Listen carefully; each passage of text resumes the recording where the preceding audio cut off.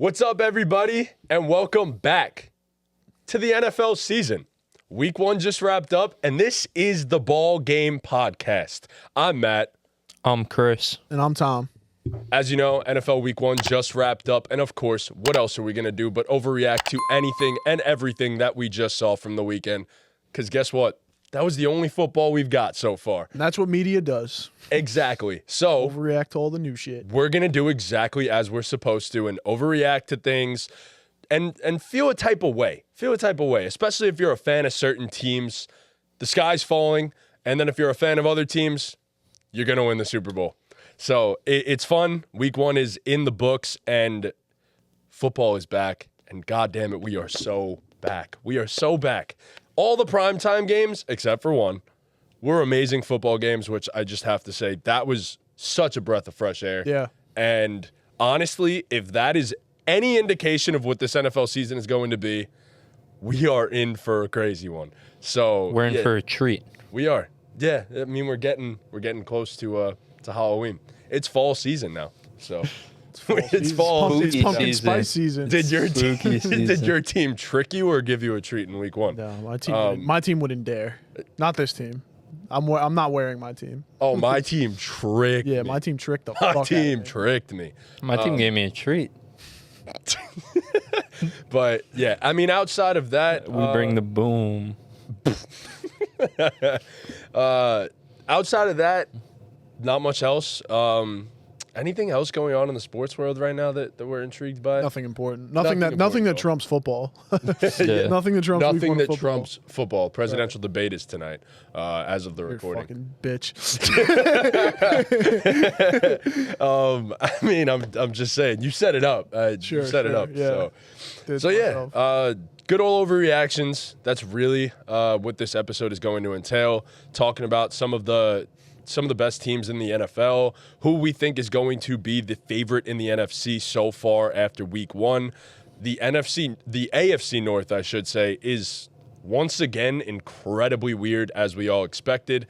And yeah, that's that. So we got a lot to talk about, and why not just jump? Real quick, What? how'd your fantasy teams do this weekend? Week 1, Bro, most all right. exciting week. I'm going to have a long year because, hear me out. It's not even anything that I did wrong. I'm actively tanking in 2 dynasty leagues. Yeah. So every time I open that sleeper app, I'm going to see that I'm automatically losing in 2 leagues. I almost beat Trim. I did. lost by 3 points to did. Trim. He had Garrett Wilson, and I'm pretty sure Greg Zerline or You're gonna the fuck Niners around. defense. Fuck around and win a game. I am, bro. I lost by 3, and Marv had 1.4. I actually You did. got obliterated by almost- Pete, though. I think you Oh, lost yeah. by 100 points. Yeah.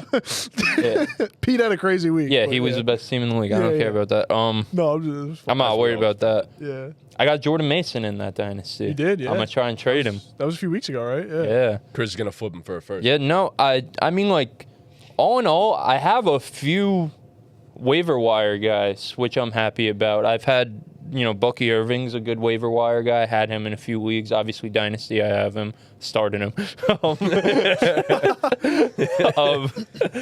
But I had him in one of my redraft leagues. I had J.K. Dobbins sitting on my bench in one of my redraft leagues. Oh. I have J.K. Dobbins on, 3 out of my 6 or 7 Best Ball Mania teams, which was pretty cool. My Best Ball teams did... I'm in first in one of those. Yeah, my best ball Yeah. teams did Yeah. pretty solid. I'm in first in 1. I think I'm in second in 3 of them. So that's good. Check those. It's just I'm in so many fucking leagues that I'm I think not. I'm cutting down next year. Yeah, I have to. bro. How many are you guys in? Too many. I'm in 6. I'm in 5. That's not that bad. 7, I think, or 8. 6 with 7 with the ball game. Yeah, the ball game league. I don't even count. Right, That. me I don't neither, even yeah. count that. 'cause My you team drafted cooked. him. Your team cooked My too. team cooked, team bro. sucked. There were a few And I crazy matchups. So Volpe put Volpe up scored 96 Yeah. and lost. Yeah, there Me? was some crazy. Yeah, there was some crazy matchups. Dude, I put up more points in that than one of my 12-man leagues. I put up 103 in the ball game league and 96 in a league. Bro, I had Marvin, Kincaid, Metcalf, Mostert on one team. I'm on Raw. Terrible. Another one. That All in all, I went 4-2. I'm pretty happy with that. went 3-2. Yeah. I won in my two leagues that mean the most to me Right. this year. Yeah. My 10-man league with Ampy, the one on Yahoo that I have that God Squad that I keep sending. I smoked Huntsinger in that. Shout out to Hunts. And then in BTB, I had a nail biter against Dev. He had someone going last night. I don't know who he had going. I think he had the 49ers defense going last night, and I was up 1 in like the third quarter or some shit like that, and I was texting him. I was like, wow, like this is a sweat, whatever. He was like, nah, like you won, GG, it's over. I was like, bro, the Jets are struggling. It's only the third quarter. You have the Niners defense. Like if they fuck up one more time, like you're gonna beat me.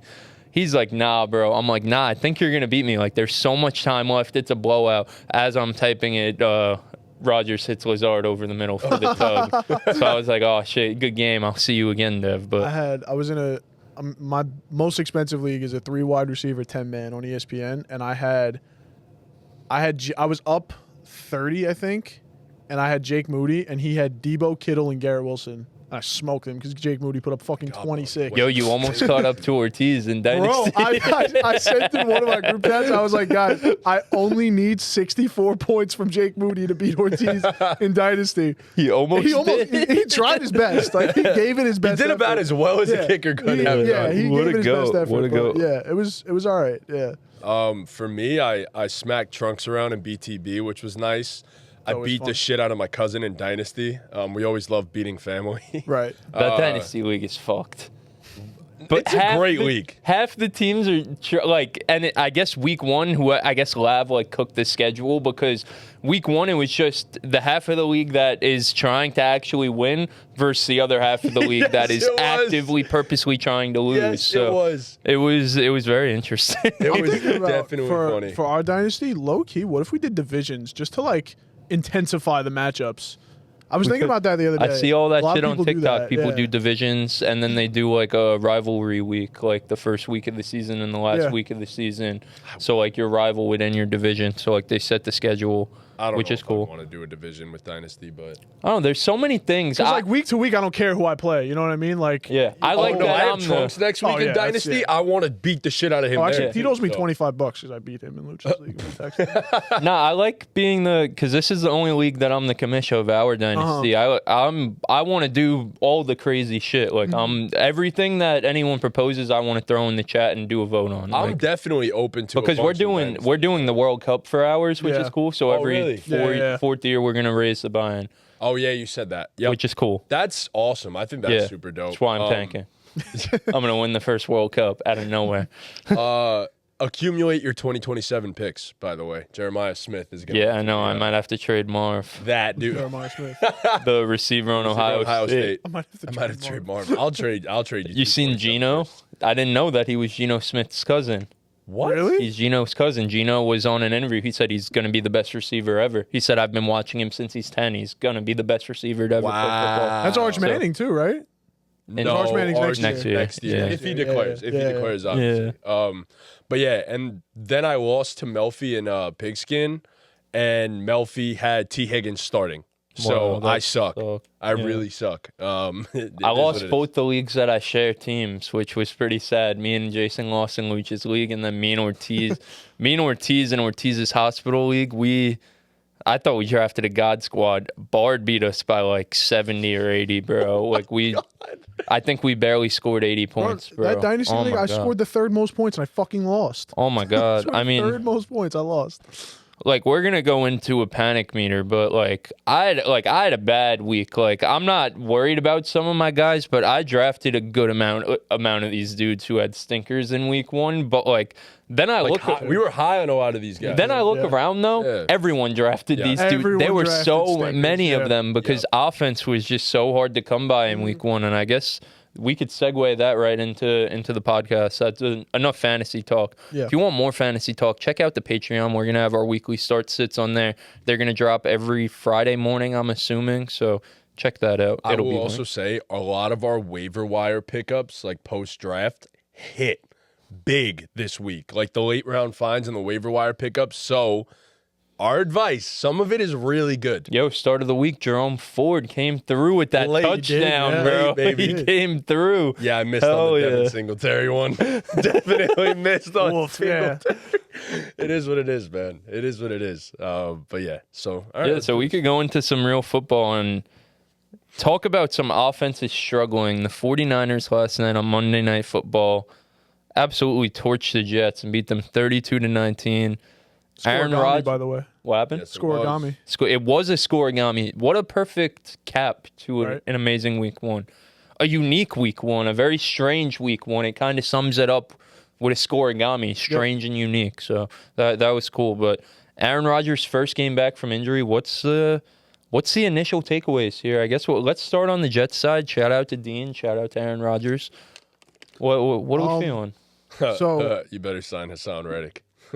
Yeah, that's definitely one of the biggest takeaways. You better sign Hassan Reddick because they could not get any pressure on Brock Purdy, and he was just doing whatever he wanted back there. That's when Brock's at his best, when he has absolutely no pressure on him.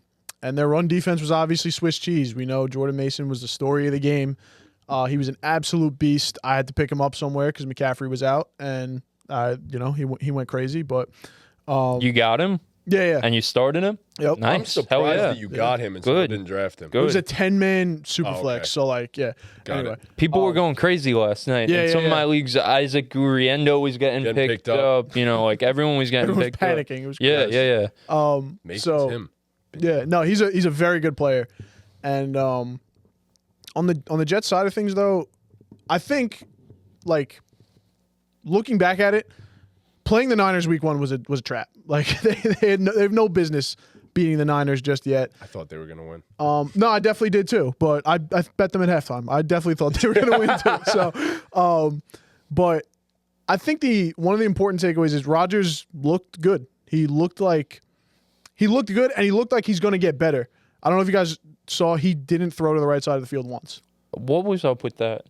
I don't know. I was going to ask you guys, does that have something to do with like planting his foot a certain way? I wondered that. I think it. I would assume so. It has to, I right? would. Yeah, I would assume. Like favoring one side of the field is, I can understand that, but no, that was something Right? like game Gotta plan be, yeah. related. Like but he looked good. His throws he missed a couple of throws, but he planted his feet really well. He was moving when he he had that to. thing, bro. Yeah, he he- got the Whoa. flick He of the just zips wrist, it. bro. God. Oh it's my great. god. The touchdown to Lazard was Yeah, free he play got- that Aaron Rodgers booked it for a He touchdown. threw but- another dot to Lazard Yeah.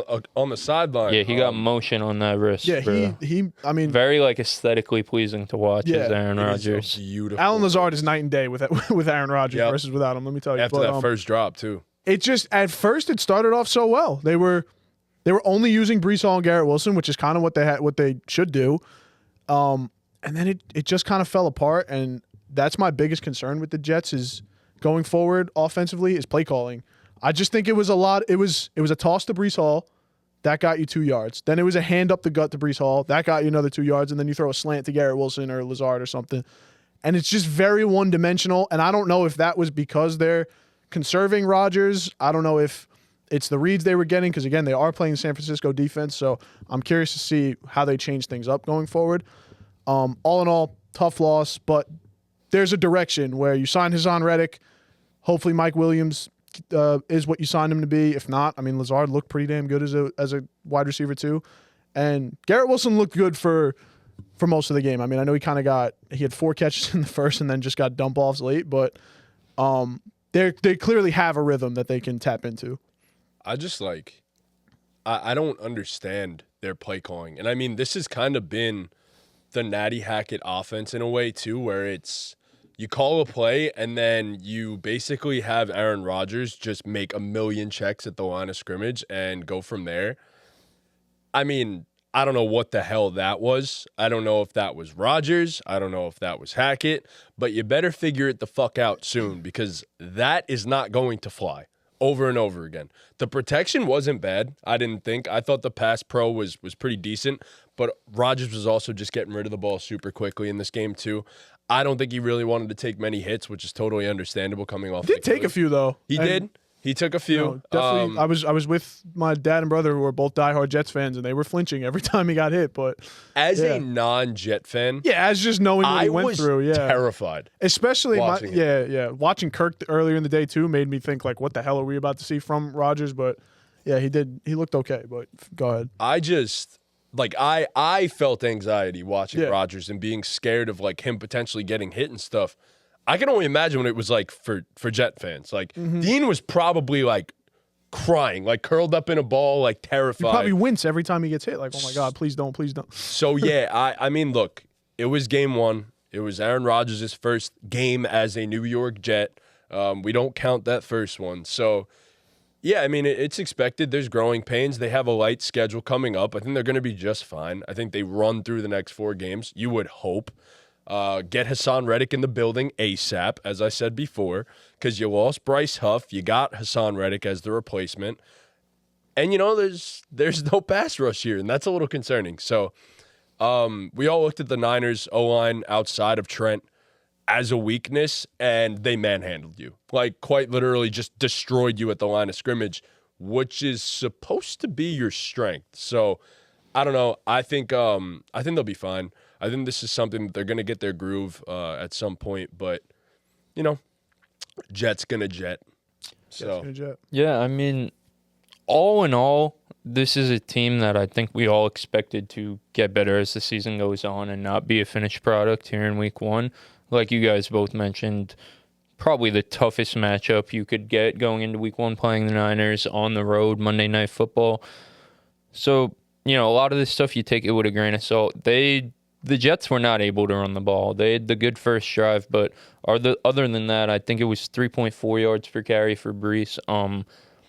I think their O-line was ranked 9th in PFF run blocking grade out of all the units as a whole this week. So they weren't able to run the ball. And like you mentioned, the play calling was just very, very predictable, especially given the fact that Rodgers only passed the ball to one side of the field. I mean, it was really Brees and Garrett, and that was it. There was a little Tyler Conklin sprinkled in, a little Lazard sprinkled in, but other than that, that was really it.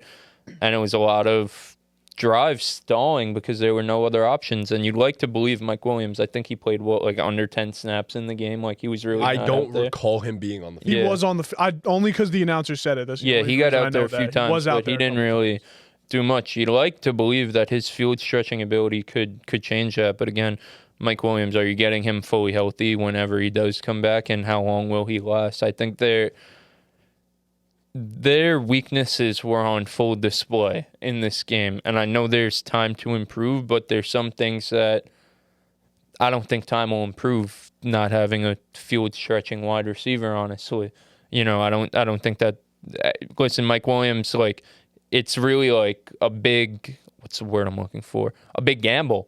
It's a big gamble because I don't want to be crazy, but the fate of this offense being a mid-okay offense, getting the job done, you know, letting the defense backpack them, and then being a really damn good offense, he's probably the difference between that. So that was a little concerning. The defense, so that's where my head's at. I mean, yep. That was a bad showing. Jordan Mason went in there. He ran for 140 plus yards. He ran for over 5 a carry.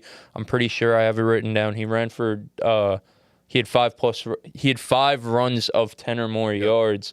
So he was generating explosive plays, and they were making those Jets linebackers work, and they kind of didn't really show up to the job. Jordan Mason was out there bouncing off of tackles. There was the debacle in the first half with Sauce Gardner. He went out for 9 plays. Does anyone know what that was about? Or Sauce posted on Twitter, I think, and I don't remember what the post was, but he took it down immediately after. Like immediately after. And I'll see if I could find it, but you could. Yeah, that was a little bit concerning, but I mean, the Jets got no push really in the pass game and in the run game from the defensive side from their D-line. I mean, you were really feeling that guys were missing, and like you guys mentioned, I mean, Hassan Reddick was on his couch making a fat bag. I mean, I'm sure they went home this morning right after the game, and they were trying to negotiate to some extent. You know, I don't know if a deal is going to get done before next week, but they're definitely, after what we just saw, they're definitely in there trying because, again, this is the 49ers, and I think we are going to talk about the 49ers again a little bit later, so we'll kind of move on after this. But this is, again, a really, really, really tough matchup on the road. Like you guys mentioned, they have an easy schedule, so they could get by, and hopefully it's just Rodgers gaining momentum. That's really what you want to see. You want to see him get in a groove, you know, do what he has to do in these easy matchups, and then when the schedule gets tougher towards the latter half of the season and then after the bye, all that stuff, and they're trying to compete to win the division, Rodgers is in a groove, not playing at MVP level, but playing close to what we know Aaron Rodgers could be going into playoff season. Right, that's what I said. Like, the biggest takeaway for me, like, is a positive for the Jets is that the path is there. Yes, they were clearly holding Rodgers back like that. I don't think that's a secret. Get Mike Williams back and healthy, you know, like rehabbed or whatever, and then get Hassan Reddick back. And they're missing, I forget, it was an interior lineman. He was like he's a depth piece. He wasn't like a crazy. He's on IR.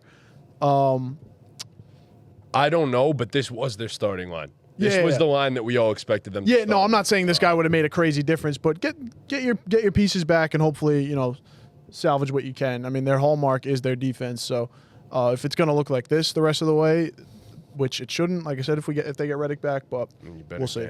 I mean, it's not just that Reddick wasn't out there. Obviously, Bryce Huff, who we replaced, wasn't out there, but they also gave what's his name, John Franklin Myers, away for basically nothing. So they didn't understand that. Right. So, and you know, Will McDonald, the second-year player, I think he looked fine out there. He didn't really have an imprint on the game. I don't think his name was called at all. Yeah, he didn't really. So, you know, I don't know if Hassan Reddick walks in that door, and I don't want to say fixes everything, but this was the offense. I think it could work itself out.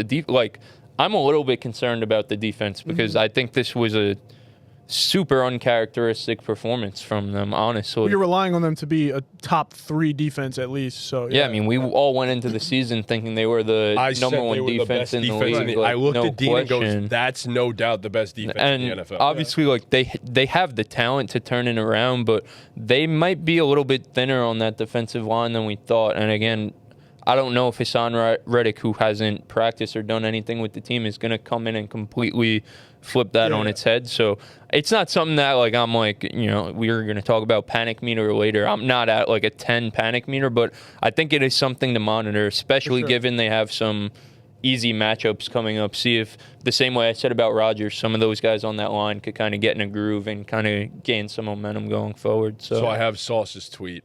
So let me get this straight. Y'all really think I tackled Debo and was just like, man, I ain't going to do that no more, and took myself out the game. By the way, I definitely can't read this the way that Sauce would be saying this, so I'm trying my best here. Whatever happened was temporary, and when it went away, I went back in. Simple as that. So all right. Got the wind knocked out of him, I guess. it happens. Yeah, it happens. It was week 1. You got to tackle Debo and Brandon Ayuk. It's a little tough. Yeah. I'm going to throw one last note out there, and then I guess we can move on unless you guys have anything else. In garbage time, I was, as I think we all were all offseason and in preseason and the reports out of camp, very impressed with Braylon Allen. We were texting about it in the chat, and if we're going to talk about this team lacking playmakers, should throw Brees in the slot and get him out there. Get your best playmakers out there for Rodgers. Bingo. Yeah, for sure. So that's another thing to just keep an eye on going forward. I mean, he's a talented player, and he's a specimen. Yeah, he's a nut. And if it gets Brees opportunities to kind of get the ball in the slot, I mean, we saw what Devon Achane did this past week. I mean, he was literally the Dolphins' wide receiver 3 this week. So if they could get Brees involved like that, just to get the ball in your playmakers' hands in different ways more. He's a good receiver. Yeah, so that's just a note I wanted to throw out there. He looked really good. He had the juice in that garbage time. For so sure. Yeah, I mean, all in all, I think they're fine. I agree. You better get it going these next couple weeks. And that's why when you said, like, getting Hassan Reddick in the building doesn't necessarily fix things, but the next 4 could be used as his training camp. Oh, as yeah, it preseason. helps. So, Greatly helps. Yeah, no doubt about that. These 4 weeks are like your ramp up period now. Because I'm sure he's working out and stuff, but like there's nothing like being in game shape. Like there's nothing like playing in the game and stuff like that. So I do want to highlight some of the San Fran guys. Ayuk looked like shit at certain points in the night. Dude, you can't. But expected. He went through all that shit just to drop a touchdown. Yeah, bro. You know? Purdy was balling. Yeah, Purdy was Dealing, bro. Not one pass that was off the mark. Not a single one all That's night. what happens when he has time in the pocket, though. They're just a fucking machine, bro. Yeah. From top to a bottom, well-oiled they're machine. machines. He is dude. so perfect for Shanahan's system. Yeah, I Like, mean, he really is. Debo was out there just being Debo. Kittle got his. Trent Williams was out there being big old Trent. Fred Warner comes in the first quarter with a perfect punch. I mean, Oh, he's amazing. yeah, I mean the defense they were flying around all those dudes. They're just a machine, man. Their depth is ridiculous, all over the place on the defense. It's unreal. Yeah, I mean, any questions we had about them, they kind of came in and shut them right up right away, and we should.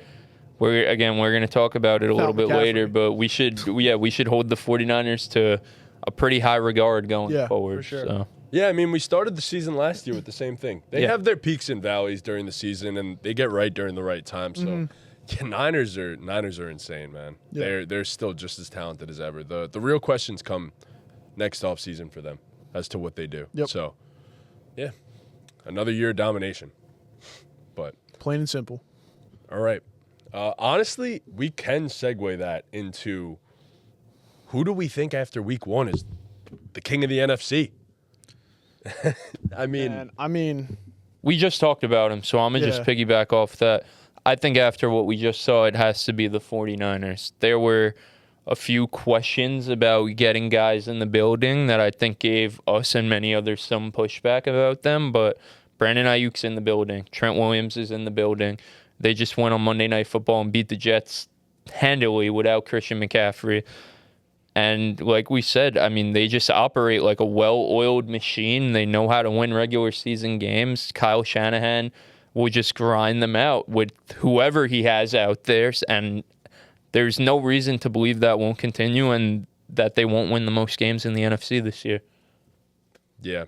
I mean, I'd have to agree at this point. And it's unfortunate because one of my hot takes was the Rams were going to win the NFC West. I mean, no, they're not. They're not. I was wrong. The 49ers are the class of the NFC. It's really not too close right now. The Cowboys, yeah, they beat the brakes off the Browns, but what the hell?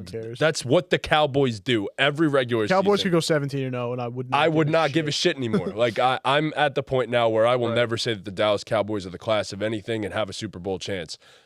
The 49ers are it. You're flipping off the Lions?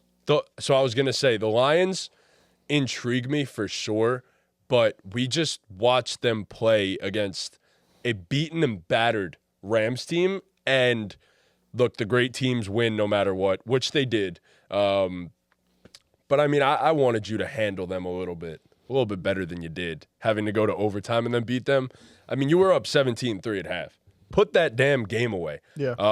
I mean, in general, like, we just watched Monty put the team on the back in overtime. Why couldn't we have them run the football over and over and over and over and over, in the words of Marshawn Lynch? Just run it down a motherfucker's throat, like, over and over again. And we didn't do that in the second half. And I don't know. I thought, I will say this, the Rams game plan, and we're not analyzing that game, but completely took Amon-Ra and Sam Laporta out of the game, which is ridiculous because those are two of the best in the league, and let Jamison Williams beat them. And he did. But yeah, I just think I needed to see a little bit more. And I didn't get that from the Lions. But I do think they're legit. I think they're the second best team in the NFC right now. But man, when you put on a performance like the Niners did in primetime on Monday night against the team that the darlings of the NFL, honestly, at a certain point, like the Jets are getting a lot of hype, and they just went out there and beat the brakes off them. So yeah, you got to give it to the Niners. Yeah, it's the Niners' spot to lose at this point. I mean, mentioned it a little bit before. It was the same thing the first 6 or 7 games of last season, where they just looked like they were in a tier of their own in the entire NFL, and they just might do the same thing again this season. As much as I would love to sit here and say Detroit has it, I think they can get there. I think Detroit has another gear they can go to. I think the Eagles might have another gear they can go to, but until I see it, it's the 49ers, man. Yeah, we didn't even mention them. Yeah. Didn't even mention the Eagles, but like it doesn't need to be mentioned. Yeah, a lot of these teams, I think that was a really good point, Tom. A lot of these teams, they have to show us they could get to another gear. The 49ers, we know they could get to that gear. And they were missing Christian McCaffrey. Yeah, I was going to say they were pretty much at that gear last night. So they played near perfect. Do you think they hold McCaff out for at least a few more weeks now? Achilles tendonitis is scary, They said he's going to be out next week. I think they're going to be... They actually said it this time? I think last night Shanahan was like, I don't know. I didn't know anything. That was crazy. Oh, Jordan Mason, man. Supposedly, I think he's leaning towards being out next week. So, well, why? Yeah, I mean, they're going to be cautious with him. I think he's there. I think it wouldn't matter who they're playing against, but I'm just going to look it up. The Vikings. The Vikings, yeah, they're keeping him out. Hey, Sam looked great. In a Sam Darnold revenge game? Sam looked great. So Vikings, Rams, Pats, Cardinals. Yeah, they're keeping him out a while.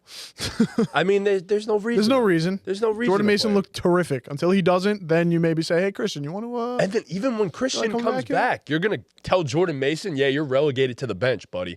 Like, I know you're Christian McCaffrey. So they have done, like... They've done that with, like, Elijah Mitchell has had good games. I don't think he's never looked as good as Jordan Mason, I will say. He had games when McCaff was kind of easing back into things when he first got traded and shit. And then, but, like, every time McCaff has been fully healthy and, like, integrated, it's been the McCaff show. Yeah. And I don't know. Older. I think they're going to be a little I think during the season, Mason will have a role. Yes. He'll have a role. That's fine. That's exactly how I feel. I think he's I don't know what it. the role will be, but like he'll have a. I just don't know where they need him. Yeah, he was so good that like you got to get that guy touches. Right. So especially with McCaffrey, like you want to save him. Right. So Juwan Jennings looked great too. Juwan Jennings looked great. No, they were played perfect. Yeah, they played perfect. Unreal. Yeah. They're unreal. All right, that's the NFC basically. I mean, what else do you really need to analyze? Like it's week 1. And Bill Belichick was saying on the McAfee show, you don't know shit about any of these teams in week 1. I am enthralled every time he speaks. Every single time. I can't get enough of him. Yep. He's good at this, man. He's very good at it. And he knows so much, and it's so funny that, like, Pat and that no one will ever cut him off. Yes. Like, he keeps going, and he'll cut people off, but everyone just shuts up and listens. Bro, did you watch the Peyton and Eli broadcast or no? No. I watched the Peyton and Eli broadcast, and Belichick was on the first half with them, and it was super funny because Bill's audio was like slightly delayed. So like, you know, like when you're talking to someone over like FaceTime or whatever, and the audio is like a little delayed, so you just keep interrupting each other. Yeah. That's what kept happening with Peyton and Belichick. Oh, it's so funny. And eventually Peyton just threw his hands up and started laughing. Like he's like, what is happening? But yeah, Bill is so incredibly knowledgeable that every time I listen to him, I just feel like you get smarter. I'm trying to learn more football. Yeah, so for sure. He's a genius, man. But yeah, more Bill Belichick. Get him on the BallGame podcast. All the media that he wants to do. Please. All right, let's do it. Let's shift gears over to the other conference. Yeah, so the Pittsburgh Steelers did not score a single touchdown on Sunday, yet they are the only team in the AFC North with a win. Shout out to them for that, but this isn't about them. We're negative Nancy's on this show, so let's get negative, and let's talk about which AFC North team we are the most concerned about after week 1. Tom, the floor's yours, man. Mine? You said in the chat you had a lot to say about this one, so. No, I didn't. I thought you said you wanted to poop on their quarterback. Yeah, I mean, it's tough because the Bengals lost to the Patriots, and I feel like no one's talking about it. And, like, I don't know. That's not good. Team's out. And he doesn't look like he's coming back anytime soon, actually. Anyway. So. But, hey, Patriots are nice. Yeah, sure. They're better than we thought they'd be. Anyway, it's the damn Cleveland Browns, all right? They have they have everything. They have everything. They have a great defense. They have a great receiver room. Their running back room is great. Their offensive line, it's good sometimes. But that damn quarterback, he can't do anything. He is terrible. It's he can do something. Yep. Just not the right thing. No. It's holding them back so much. It's been holding them back for so long, for years. It's been years. How many? I mean, you go back and look at this Browns team. The past 3 seasons, they've had a Super Bowl roster outside of their quarterback that they're paying how much money to, that they gave up how many assets for. It's unreal. Deshaun Watson needs to get out of there. They gotta. He's done. He's toast. People are talking about. Can he still return? Will he ever return to that Houston form? Bro. I think that's been dead since at least last season. Like week 1 of last season, we quickly learned that version of Deshaun Watson is gone. He's gone. He's gone. He's gone. He's dead. He died on a massage table. He's gone. He's just done. He's finished. He just died behind bars. He gets the ball, and he holds on. He holds on to the ball for way too long, and like you said, we were talking about it before the show. You said the 2 starting tackles were injured. Yep. That's your cue to get rid of the ball quick. I'm sure Stefanski's calling the right place. Right. I don't doubt the man. Right, bro, and you got route runners out there. Dude, Yep. you got route Cooper. runners out there. Jerry Judy's been regarded as one of the best route runners in the league. You got guys who could get open quick. Elijah Moore. You got guys who could get open quick and who you could work the quick game. Yet again, like you mentioned, I don't know, he's playing like he's still in that Houston form. He's trying to evade pressure and do all the shit, and he's just not that. You're just like... You're not that guy, like, pal. fucking, like, for real, like, character aside, like, just football, like, you are not that guy, bro. You are not that guy. You're not quick anymore. You're not evading shit. You cannot hit throws. You can't hit the simple throws. Why is he trying to do all these complicated... He can't... He's turning the ball over. He's playing like he doesn't give a fuck. Nope. I mean, Joel Bitonio is knocked down, and Deshaun goes to help him up. Joel Bitonio swipes his hand away and says, "Nah, I'm good." Really? I did not see that. That's the bad. Team don't like him. The team can't like him. Like, hello. They gave up on him. Hello. Like, go look at what's coming out in the news the past 2 days. Like, hello. The team obviously doesn't like him. The front office obviously feels like they're stuck with him. But, I mean, this experiment, I mean, you bring in a guy like Jameis who... I mean, has a pedigree of doing this and coming in and being a good backup quarterback and being ready to take over. And obviously, Jameis has his own. And they're high on flaws. DTR right now, too. Dorian Thompson. Dude, they went 11-6 using DTR and PJ Walker. PJ Walker. And Joe Flacco. And sorry to cut you off, but Jameis Winston brings what Flacco brought you. Like, at least you know there's a ceiling with Jameis. Yep. There's a ceiling and there's damn sure a floor. But there is a ceiling with Jameis that Deshaun can't hit because he can't throw the ball downfield and he's terrified to throw the ball downfield and he just needs to go. Yeah, I mean, I'm sorry that we both cut you off. It needs to be said also. It's Jameis during the offseason actually went on the McAfee show again. I get a lot of this stuff from that, but Jameis was talking about how the team actually looks to him for like these motivational speeches for that's who How can you not? And I agree. EDW. And I agree. But here's the problem with that. You're the backup quarterback. Now the whole team is bought in on you. They're not bought in on the starter that can't have that can't go in that pregame huddle and have that big talk where you believe in him and you rally around a guy. They can't do that with him. And they're doing that with your backup. And I'll tell you right now, you see what happens with Joe Flacco last year, where just the whole team played better and just played like they had a chip on their shoulder. And not that Flacco played great, like objectively either. Like he turned the ball over so many times. Yeah. He did what he had to do, but turned the ball over so many times. But guess what? You had guys around you that were playing for you now. Oh, we had a 40-year-old man at quarterback, but goddamn, this guy loves the team. This guy loves football. We're going to play hard for him. And you know damn well, Jameis Winston loves football.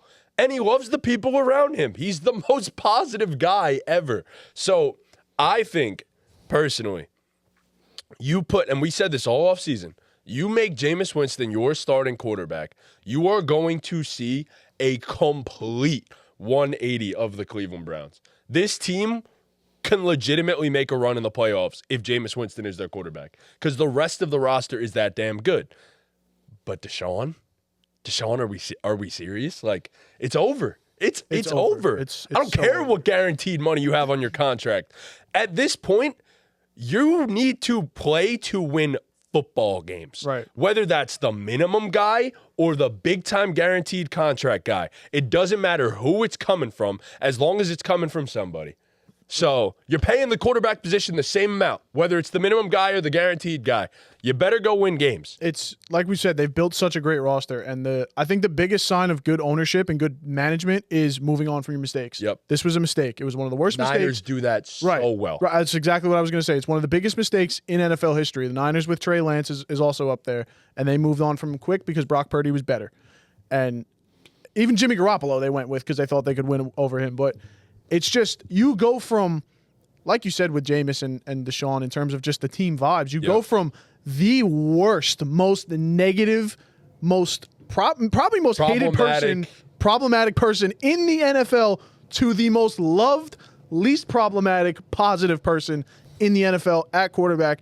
It's a complete 180 in the locker room, and it will translate to the field. 1,000% guaranteed. Even if Jameis could suck. Great. Right. Even if Jameis isn't great, that's how good the team is also. It is grinds frustrating. my gears, man. It is very frustrating. Chris, it we really totally is. took the mic from you. I'm sorry. Yes, sorry. No, you guys hit everything. I actually went with a different answer to the question, though. I did go with the Bengals because I think you guys hit a lot of great points about the Browns, and I agree about everything, but I think it's a fix. There's a solution, and I think they have to figure it out. I trust that they're going to figure it out. I really do.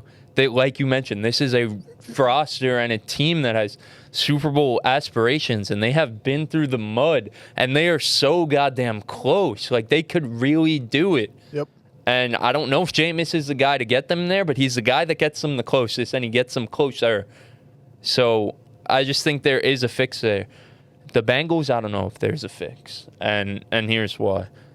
Yes, T. Higgins was out, as you mentioned. Jamar Chase was limited. I think he did run a good amount. He played like 90-something percent snaps. Like 80-something Yeah, he ran a good amount of routes. He was out in the slot a lot, which was also a good sign moving forward. But this was kind of my concern with the Bengals last year at the beginning of the season when they were losing too. And it sucks because I was high on the Bengals going in. I thought they were going to come in with a chip on their shoulder looking for revenge. Everyone forgot about them, but I think this is kind of same old Bengals because it's kind of similar to the Browns. This is a team that should have Super Bowl aspirations and should be right there on the cusp. But then it's the same old shit with them because this is kind of a trend with them. You've seen it with T. Higgins. You've seen it with the defensive pieces they've lost over the past few years. They do not pay their players, and there's a very big disconnect between ownership, the players, the coaches in general. Like, there's a very big disconnect between everyone kind of in the building when it's time to pay these guys, and that's really, really, really concerning. I mean, you have T. Higgins, who is playing on the franchise tag, who has had a hamstring injury for 5 straight years now, who has hamstring injury now. Like, this thing's going to linger all year. Like, walking red flag. Right, we're going to get, T. Higgins. Jamar Chase still doesn't have a contract, and he played in week 1. I don't they need to pay him because he will sit out at some point. Yes. Like, he will, yes, he or played at in least week 1. not give it 100. Right, he's not giving it 100, Nope. obviously. And then Joe Burrow, the hand thing, granted they were missing guys. Joe Burrow didn't look like a game-changing quarterback. I'm not going to lie. Did you see the thing with the hand on the sideline with the water bottle? It's not good. He was he's picking up a water bottle, and he went to pick it up. It was on the floor, and he had to go like this with his other hand to lift it to his mouth. It did not look so apparently this is something he's going to deal with for the rest of his career. yeah, and I mean, really bad. he had a 5.9 ADOT, which was 5th lowest amongst all starting quarterbacks in week 1.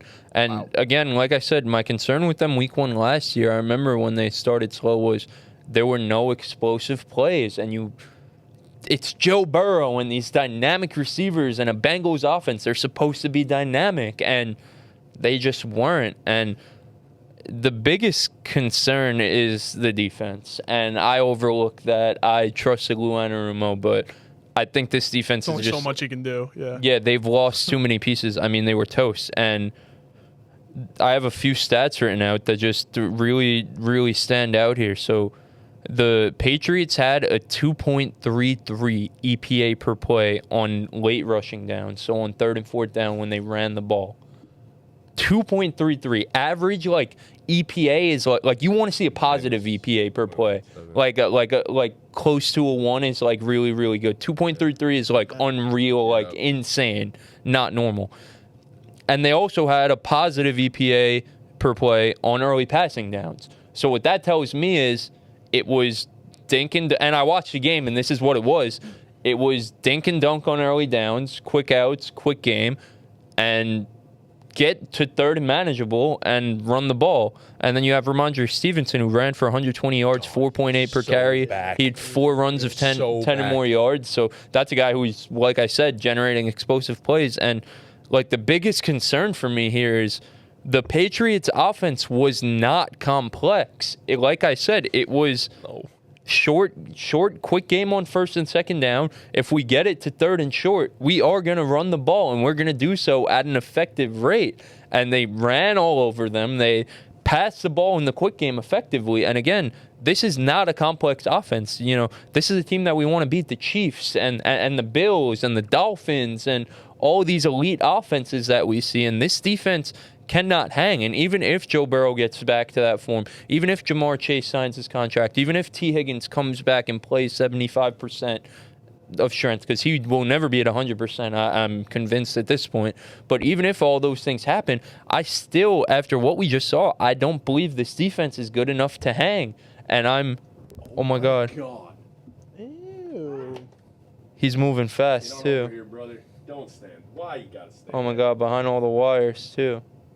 You gotta move. You have to move. You have to move. Is he under the camera? Under the tripod? Under the fucking light, bro. Maybe go back there, like around. Jump him. Oh my God. You got him? Yeah, Wow. fucking dead. And leave him there so his friends don't come. Keep him. Realize what time it is right now. So you can edit that out. I'm not editing that out. Fuck that. That was. Why would I edit that out? It was a Continue. I don't remember T. what Higgins, else. 75%. 75%.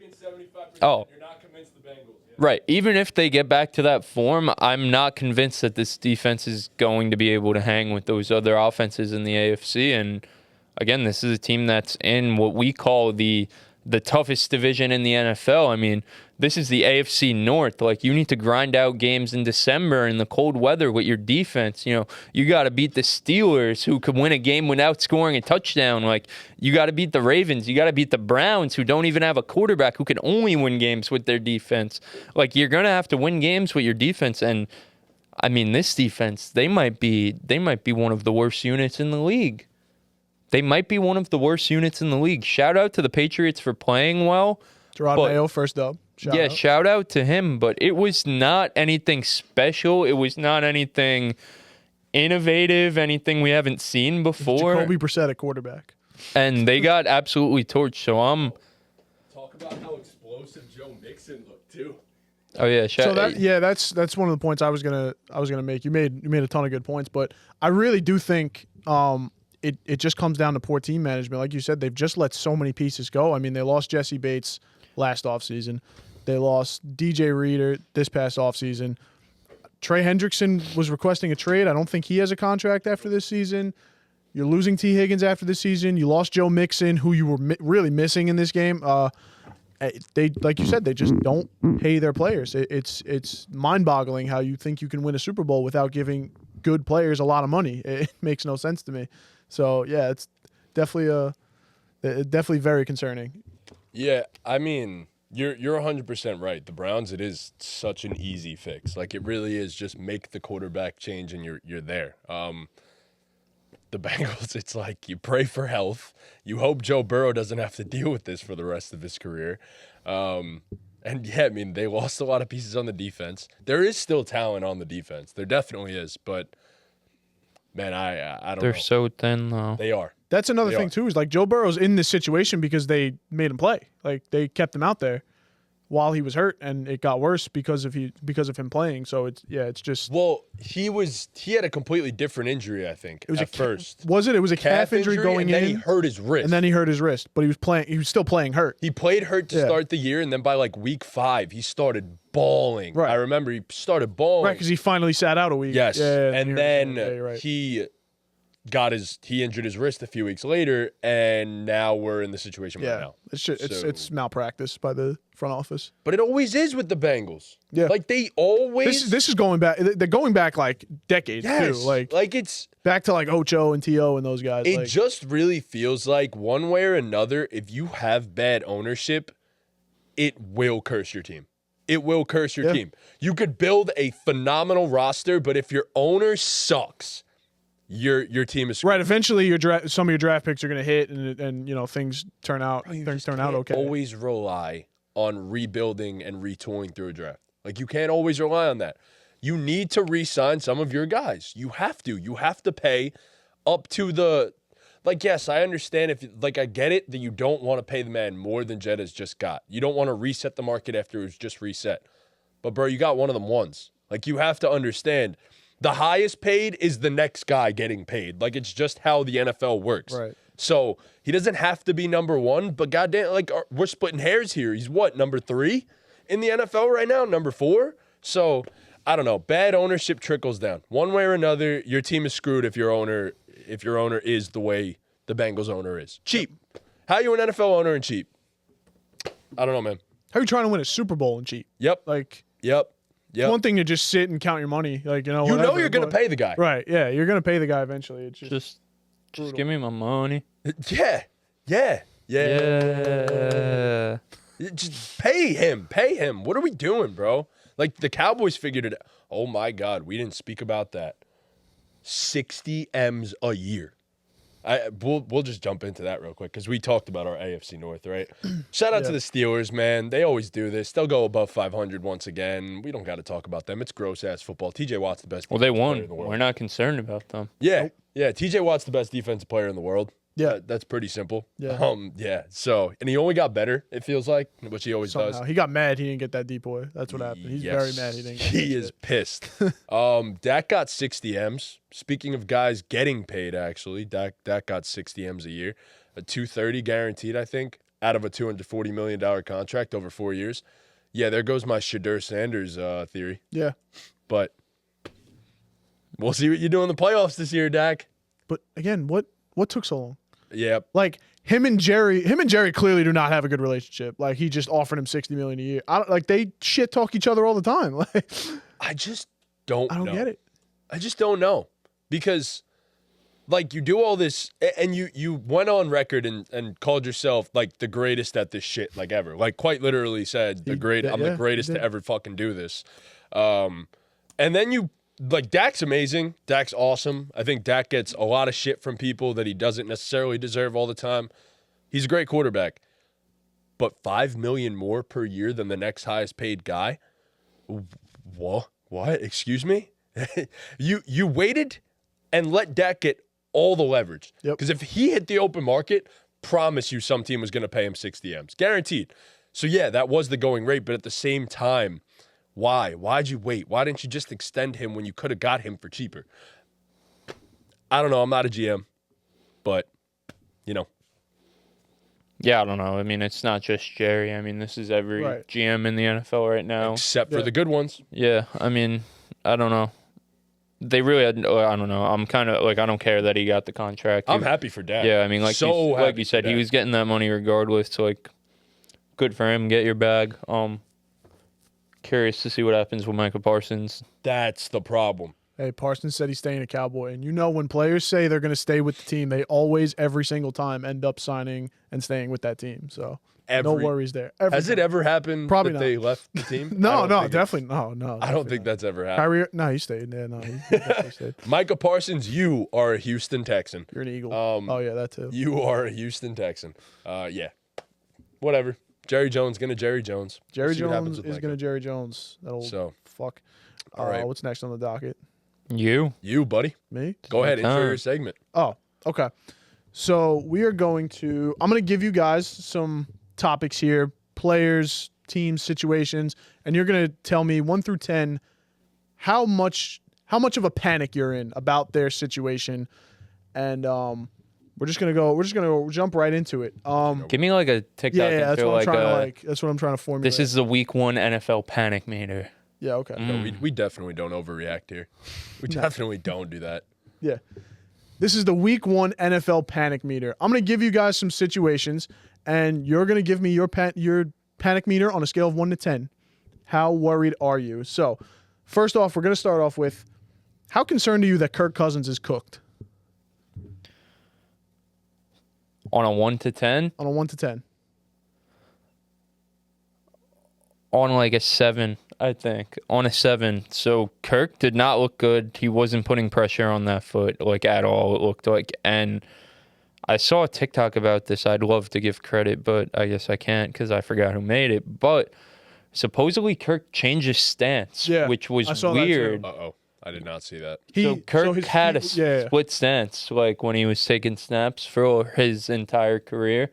And on Sunday, he came out in a like straight stance. Feet were right like, next to each other. Yeah. Oh, Which so that's a little concerning that they're changing his like mechanics in what year 10 of Kirk Cousins' NFL career. we're past year 10. Yeah. We're like 14, 15. Yeah, so they're changing his mechanics they're changing his mechanics this late into his career after coming off a major injury, so that gives me a lot of concern. Why it's not a 10 for me though is I think this team will get by and win a lot of games on the back of their run game, and I think that Kirk doesn't have to be phenomenal for this team to still win some games. I think their ceiling is capped though if Kirk isn't, can't get back to that form. I mean, coming into this conversation, I was going to say I'm at like a 4 or 5, and then I find out that he changed his stance, and like, I don't feel too good about this anymore. Look, in a similar vein, the Falcons may very well be the type of team where it's like, you kind of just hope that you don't have to bench your $160 million man, but like you do have a first round 8th overall pick waiting in the wings. To where if this gets ugly, fans are going to call for that guy. So my panic meter is probably at like a 5. It was his first game back from an Achilles tear. So, I expected there to be some issues. And then Aaron Rodgers goes out on Monday Night Football and shows that he's still got everything he left with. But, I'll give it some time. I think it's also a brand new offense. Like, it's not like he had a year to learn the offense and then gets to get involved. I mean, the whole team is learning a brand new offense. Mm-hmm. So that's another thing. I'm not panicking just yet, but week 2 presents another challenge, and that's the Philadelphia week 3. Eagles. What happened? Week 3 is Kansas City Chiefs. So, Oh my God. it's not good. We could be panicking after week 3, like big time. It could be like at an 11 on a scale of 1 to 10. But as of right now, I'm at a 5. And you know what? I'll give Kirk a couple weeks to try to figure it out, and the whole team a couple weeks for that matter to figure this thing out. So, like I said, brand new offense, Zach Robinson. It's very different than what they were running last year with Arthur Smith. Yeah. So yeah, I'll give it some time. I'm at a 5, but cautious, definitely cautious, because Achilles. Yeah, I'm like you. I wasn't too concerned, and then I saw Aaron Rodgers play, and again, Kirk is not Aaron Rodgers. No. Aaron Rodgers was always more athletic and moved and ran a lot more than Kirk. That's no question. Physically gifted. Right, that is not Kirk's game. Kirk doesn't move, but like there are guys who don't move, and then there are statues in the pocket. And Kirk Cousins, first of all, I don't think he took a single snap under center. Everything was shotgun. His feet were planted next to each other. He did not move, and TJ Watt was just walking right into his backyard. And again, that's mostly due to TJ Watt just being a fantastic player, but also a lot of his throws were off. And Kirk Cousins is a good quarterback. He makes accurate throws, and he couldn't plant his foot, and it fucked up his mechanics completely. And like I said, then I go out, and then before the Jet game, I'm like, man, I'm really curious what an older Rodgers looks like. And different doctors that did their surgeries, by the way. well, Rodgers did drugs, so no. No, I mean Kirk needed that ayahuasca. Yeah, Kirk needed that ayahuasca, man. It does it. J.K. Dobbins was in the same spot as Rodgers. Yeah, shit, they look good. So, no, but Rodgers comes out, and I'm not expecting like them to play as well as each other again, just because Rodgers is a better player. But he wasn't running all over the field either. But he was moving too. He was under center.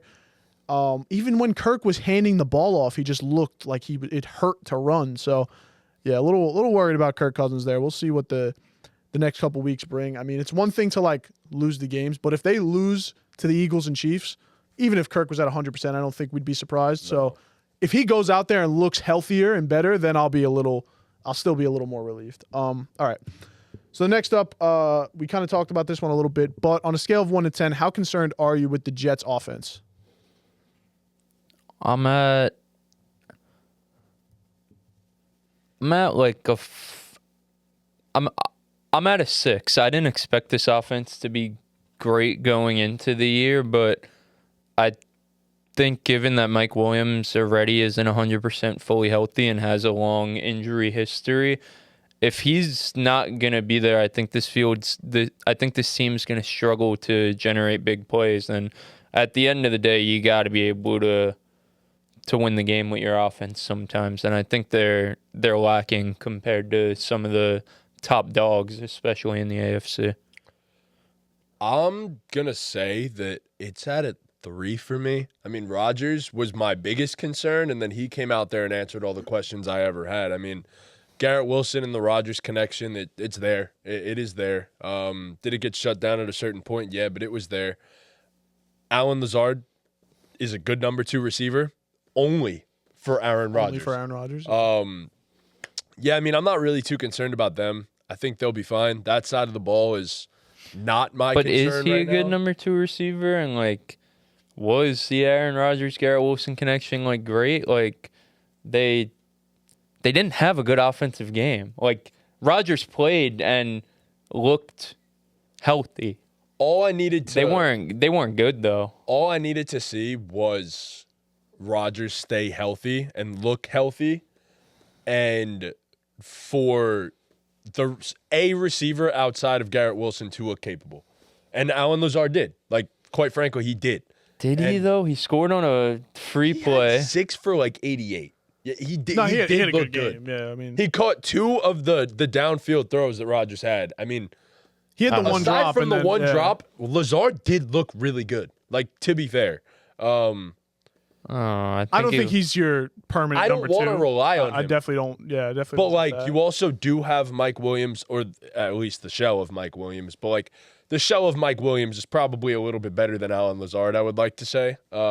Sure. I think they need to make a move. For what receiver, I don't really care, but it needs to be someone that's capable enough. But I'm not really concerned because the O-line held up pretty decently well. Breece Hall will be fine. I think they will try to get Braylon Allen more involved. They have some guys that they could at least experiment with and see what works and see what doesn't work. So if I'm going to be honest, I'm more concerned about the other side of the ball. They got obliterated at the line of scrimmage, bro. And that's scary to me by an offensive line that isn't, aside from the run game, overwhelming at all. And they couldn't get any pressure. So, I don't know. I'm not really all that concerned about the Jets' offense. I will say I'm terrified about the Jets' defense right now. Yeah, I'm at like a 4 for the offense. I just want them, I'll keep it simple, I just want them to expand the playbook a little more. Just don't be so one-dimensional and take... But do they have the person now to expand the playbook?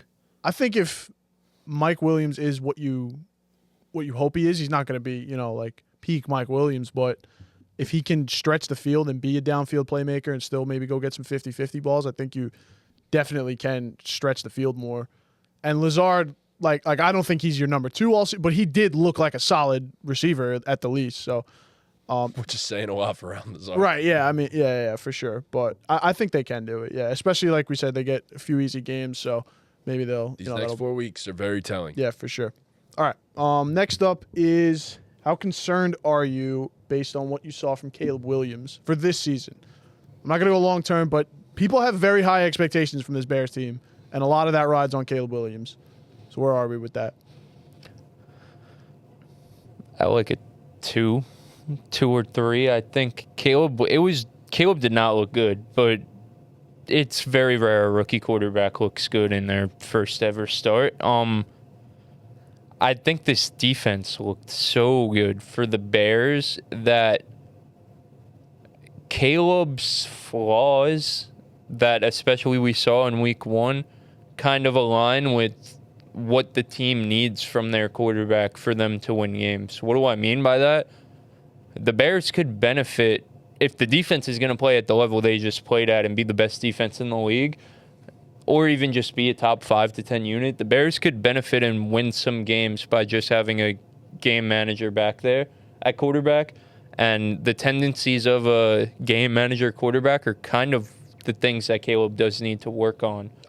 Yes. So I think it's a very unified conservative effort to work out those kinks. Like those specific kinks are the biggest point of emphasis that I think, and again, as I've said all summer and all last season leading up to it, I trust Caleb, the talent as a prospect, to figure those kinks out. So I honestly thought you were going to say that fits with his strengths a lot, and I was like, I don't know if Caleb's a game manager. No.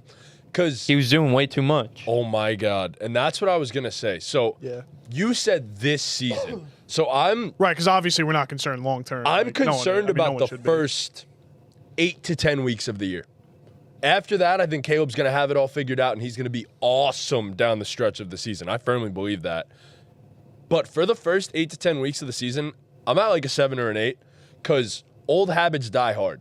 Caleb, his whole life, has played one certain way, and that is hero ball. That is, I'm going to run around as much as possible, and I'm going to eventually make a crazy throw. I'm going to do this, and these are easier tendencies to learn. Do not get me wrong. But Caleb has played a certain way his whole life. And that's the thing. Number 1 overall, yeah. He's going to realize real quick after week 1, you can't just run around on NFL defensive line. Yeah, you can't run backwards. You're not faster than them. You're not quicker than them. You're not going to get around them. They're going to get you. Because you increasingly have these 280-pound behemoths that run 4.6 and 4.7. Caleb probably runs around 4.6, 4.7. They're 280. If they get their hands on you, you're going down. I don't know. I think that's silly. I think it's being blown out of proportion because of that one clip where he dropped back a lot and ran around and got tripped up and then got sacked. But I mean, like we've seen Lamar try to turn something out of nothing and get sacked. Like it happens, but he's not fast enough to get by. Like I feel like that was a crazy statement to make. He will have amazing plays. Yeah, I don't know. You said he's not faster. Like he's not fast enough to. That's why he got drafted, though, is because of his playmaking. Like he's great at it.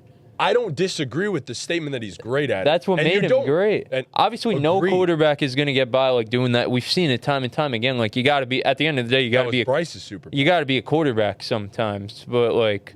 Well, Bryce also just he just sucks. Exactly. So we're definitely gonna get into that at some point. Definitely the next name. He just sucks. But Caleb, I think even in this game, I feel like we saw it in the second half. He really settled down, and they came back on the back of their defense. But he also didn't put the ball in harm's way, which I think, we saw. The best thing. Yeah, I mean, we saw on the other side of that game what happens when you put the ball in harm's way. So I think Caleb. Yes, he has. Like there are kinks to be worked out, but like we knew that going in. I think he gave it was ugly. He didn't get to 100 yards. It was bad. But in the second half, given what the team needed from him, I thought he pretty much gave the team what they needed. Like they won the game, so he wasn't bad enough for them to lose. He wasn't. Will Levis on his knees. Will Levis, man. I mean, it's more. I'll put it this way: it's not that Caleb necessarily did what he had to do to win the game. It's more so Will Levis did what he had to do to lose the game. Will Levis did everything possible to lose the game. But yes, right. Caleb, that's what I'm saying. Though we saw that on the other side of this exact game, like Caleb didn't. He really didn't he didn't generate anything. Like the offense as a whole didn't really generate anything down the field, and they weren't good. So that was a little bit of mine and everybody else's concerns though going in with Caleb because, like, can he just stay within structure and make plays from that? And Caleb's superpower is and will always be making plays off script. And I'm just saying, I should have said it in a different way, where it's like you can't get away with doing that all the time, especially in the NFL. Like in college, he's doing that 80-90% of the time, no problem, because you're just not dealing with guys that are as athletic. Now those opportunities go down to like 40 to 50%. Just like you see with Mahomes. Like, it's going to happen to Mahomes, even though he does it at like 70% now. But you're going to see that with every guy. And I mean, Caleb's going to have to learn that. And I think that he's going to learn that quickly, that it's like you have to pick your spots. That's it. You just have to pick your spots. And that's why I'm saying I don't think it's going to take a full season. I think it takes till about mid-season. And then Caleb's like, got it. Now I figured this NFL game out, and I think he's gonna be awesome second half. I agree with that. That's why I'm not really concerned, because I think this defense is great. That I'm not. They shocked the hell out of me. They could win. I think they could win games while Caleb's figuring it out. And I just wonder, is it just Tennessee? Is it the Titans? It's a mixture of both, probably. But I mean, Jalen Johnson was going. Like Tennessee has good receivers, and Jalen Johnson had them boys in jail. Yeah, Hop is torn meniscus too. I mean, I barely played, but Calvin Ridley is a good NFL player. Receiver. Yes, he's a good receiver. Jalen Johnson's just the best corner in the league. I'm not too concerned about Caleb this season. I just wanted to throw this in there to remind people that, like you said, rookies never look good in their first game. I always say Peyton Manning threw the most interceptions ever. So let's just pump the brakes a little bit. I think if Caleb can just rely on his defense to win him a few games, that can only help him. So. Yeah, so that's this year's number one pick. And now we're going to talk about last year's number one pick. How concerned are we with Bryce Young? I mean, it's 1 to 10. It's got to be a 10. Yep. Yeah. It's got to be a 10. I mean, it was. Yes.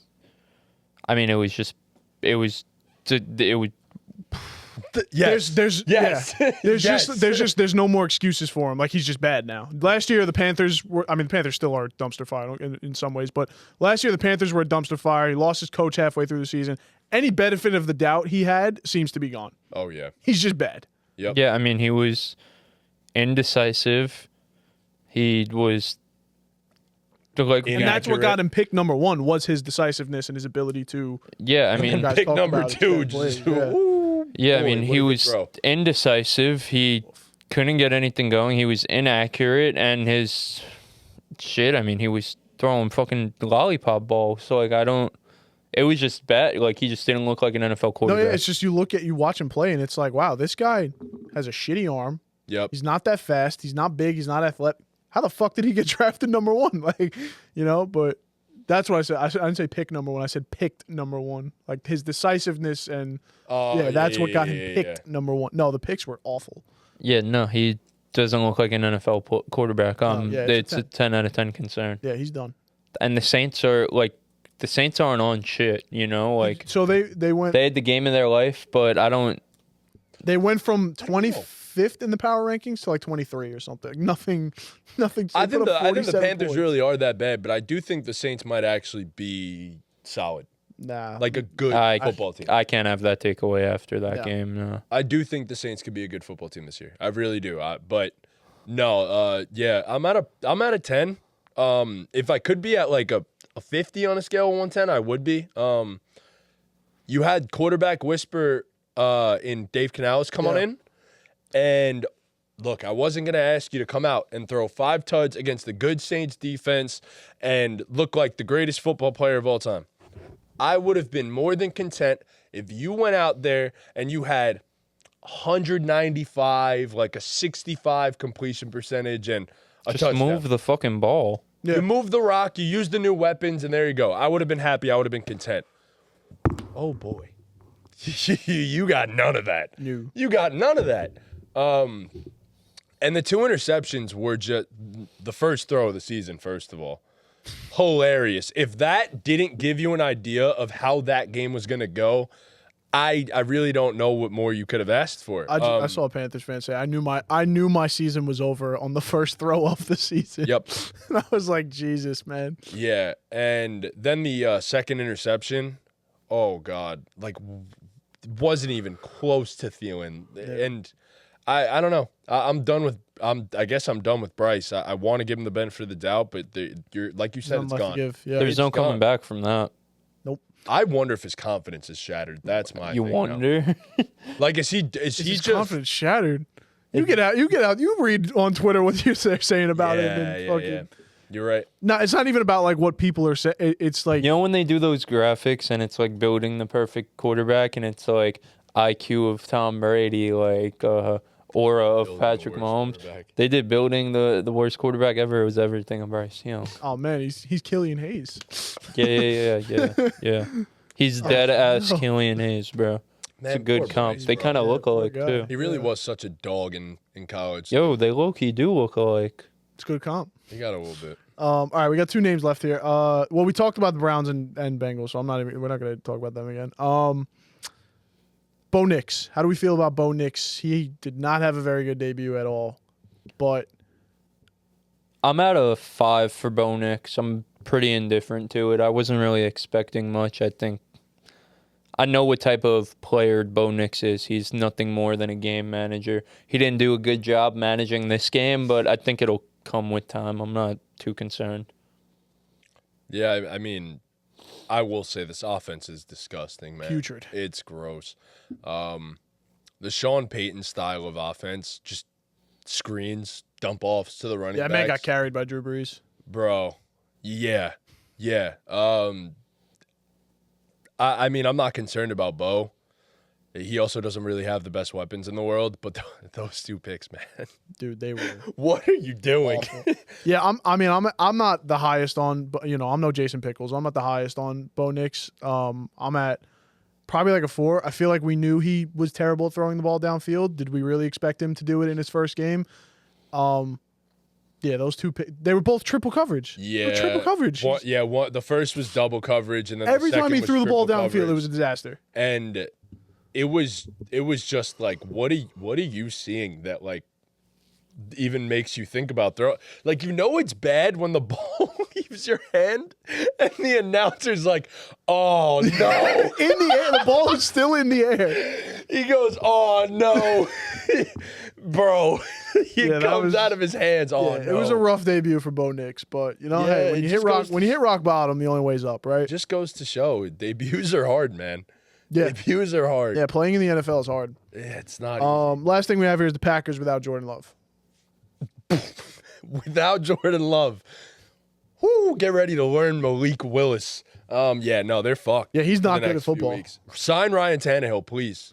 Yeah, I mean, I'm at how panicked am I without Jordan Love at a 10? I don't expect them to win. Well, no. I mean, like, how much is panicked it? am How I bad about is it? their season? Yeah, what does it mean for their season? Like, 10. Yeah, okay. A 10. Yeah, they might I start think 0-4. The timetable is, 4 weeks on him? 3 to 4 3 to weeks. 4. Could be on the earlier side of things. Right. too, they said. That's, to me, I look at that as a best God case bless, by the scenario. It Yeah. could be, it could end up being longer. It could linger to 5-6 weeks. Even if it doesn't, I don't expect him to be at 100% when he comes back. And they won't rush him back, I don't think. Right. So, yeah, I'm pretty concerned. I mean, this is a team that we wanted to see make a Super Bowl jump this year, and I don't know if they're going to be able to do that with their star quarterback missing, about a fourth of the season, maybe even potentially a third of the season. So, Yeah, I'm at a 10. It's Malik Willis. Yeah, Malik Willis is not good at football, so it's going to be rough. They don't play like crazy teams, but like it's Yeah, it's they not got that Malik hard of a Willis at schedule. quarterback.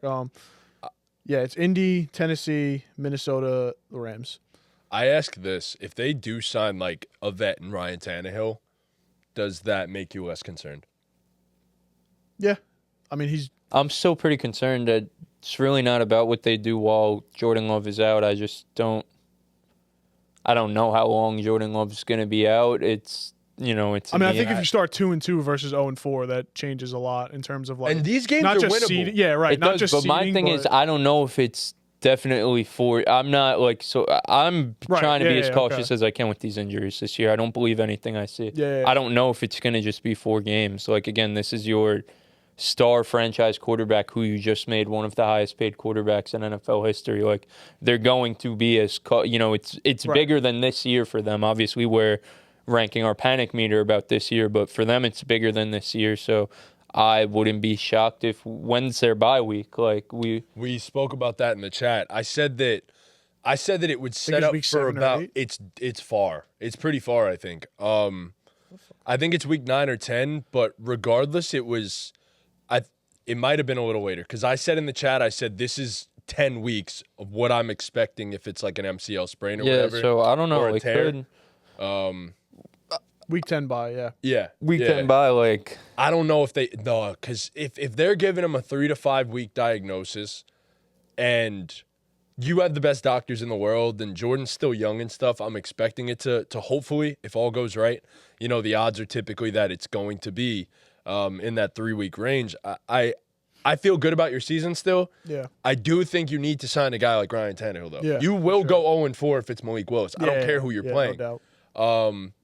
I think Tannehill is a vet, and he knows It's good just enough. get rid of the ball. Put the enough for ball now. in your receiver's hands. So, I don't know. Yeah, I still think they could win games, especially if they bring a quarterback like a Tannehill in. And my thing is just I'm concerned Jordan Love misses, again, like I keep saying, more than the expected time, but also, regardless, he's missing valuable time. And this is a quarterback who, for as great as he was last year, like he's not a finished product. Didn't look awesome in week 1. Yeah, and for the Packers to get to where people want them to go to and predict them to go to, like it was about internal development this year, and he's missing out on good time to be doing that. So I think regardless, like even if he comes back 100%, even if they sign a guy and go 2-2, I think their Super Bowl ceiling may be capped for this year. I don't. It depends how he looks like when he comes back and how much momentum they could gain going into the playoffs and all that stuff. But it definitely makes it harder. It definitely so For sure. So like I didn't have them as a Super Bowl contender like going into the year. I definitely, and I'm not saying they're a bad team. I still probably think they're a playoff fringe team. They're going to be competing for a wild card spot in my opinion. But I'm not changed that much. But it definitely puts a stunt on Jordan Love's growth for this year, missing valuable time. So just tread water for now.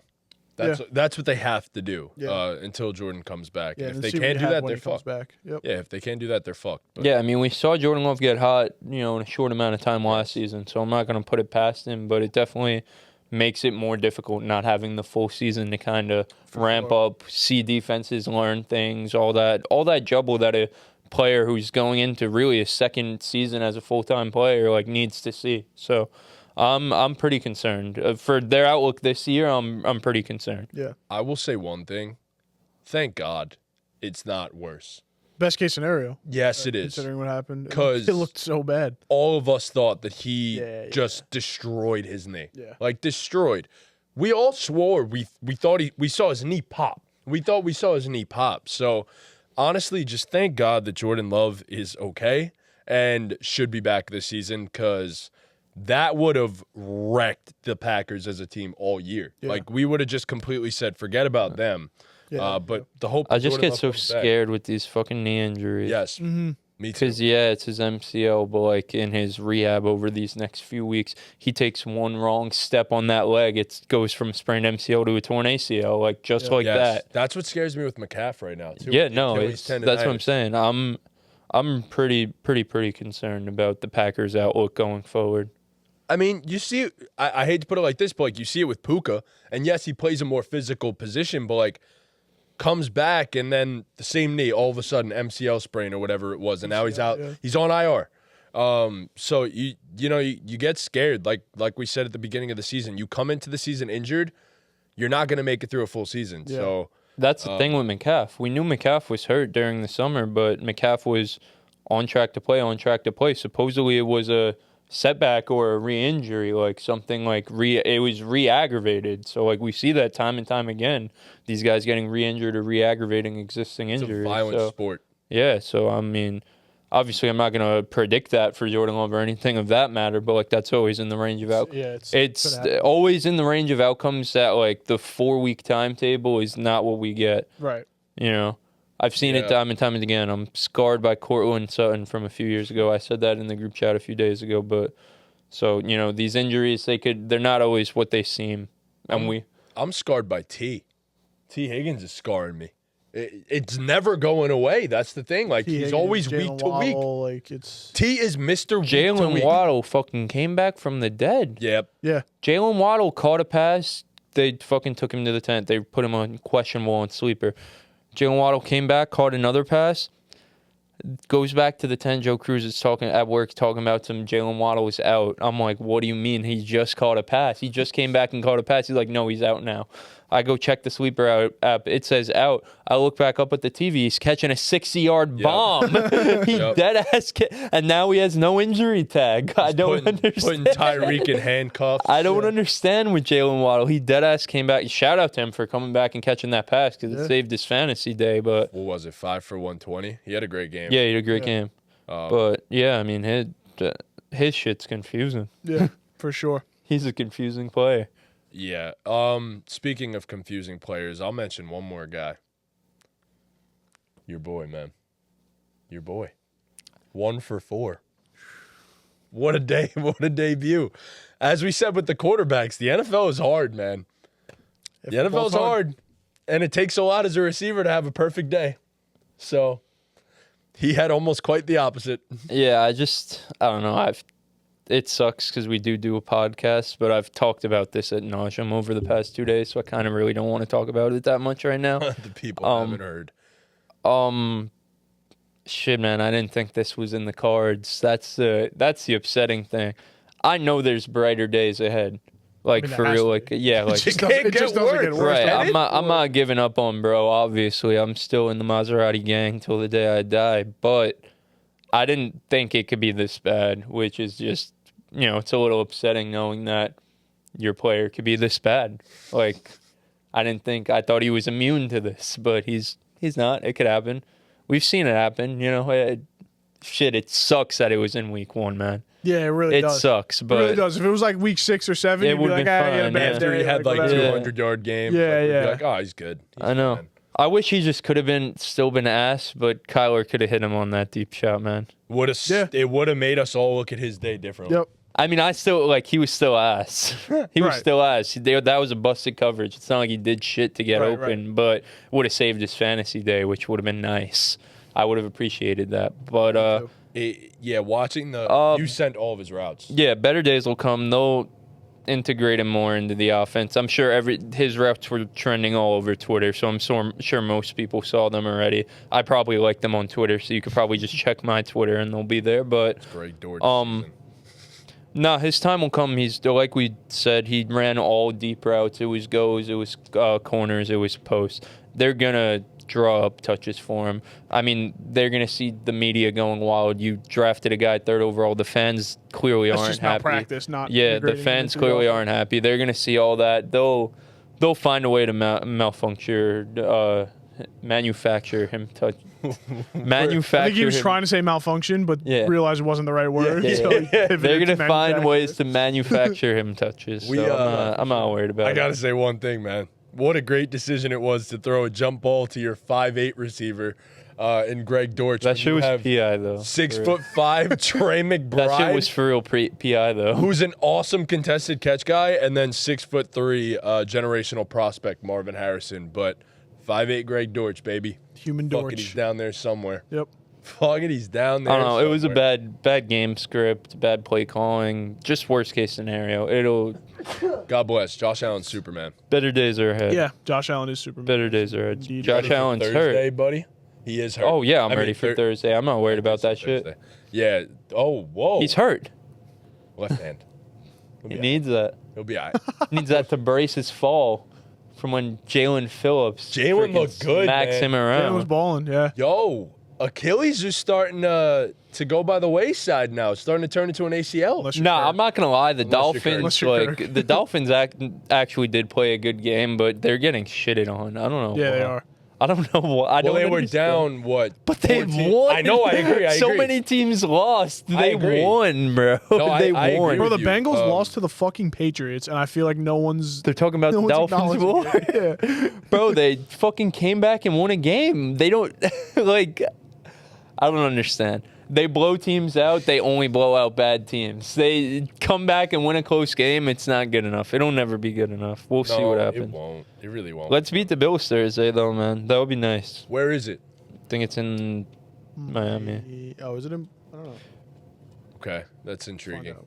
I'm very excited for that game. I think it's in Miami. Should be a good one. that should be a Should good be a Thursday doozy. night game. I hope Josh is like completely fine. No, yeah, it's in Miami. Yep. But On Amazon Prime. didn't Video. look good. It did not look good with Josh. So I don't know. We'll see what happens. NFL Week 1. Great Let's time. go. Hell yeah. Great time, man. Hell yeah. We did it. We did. Happy We did. birthday, oh Sleazy. Yo, happy birthday, O Sleazy. man. We love you, buddy. We really do. All right. We hate your teams, but we love you. Thank you guys so much for watching. Please be sure to leave a like, subscribe, hit that notification bell, follow us on all of our socials. Cop a BallGame 1K hoodie. Go subscribe to the Patreon. We have put out some banger information so far on fantasy football, and our betting will be starting this week, so keep that in mind. Apologies for no week 1 bets. Week 2, we will have some bets for you guys. Obviously, the $2 tier, $4 tier, you guys want the $4 tier. It comes with so much more than the $2 tier. $2 tier, you get the fantasy video, and then the $4 tier, you get the fantasy video along with you get the betting advice. You get entered into a contest to win a free jersey. That is if you join up until October 1st of this year. So not of next year. That'd be crazy. But yeah, so go join that. Some good information in there. We're going to help you win your fantasy league. We're going to help you make some money, even though for some people, week 1 wasn't a great betting extravaganza. But, you know, we'll be all right. Never. Better days ahead. Yep. Week 1 in the books. Week 2 gets started Thursday. And, man, oh, man, it's going to be a fun time. Welcome back to the NFL season. And this was BallGame. BallGame.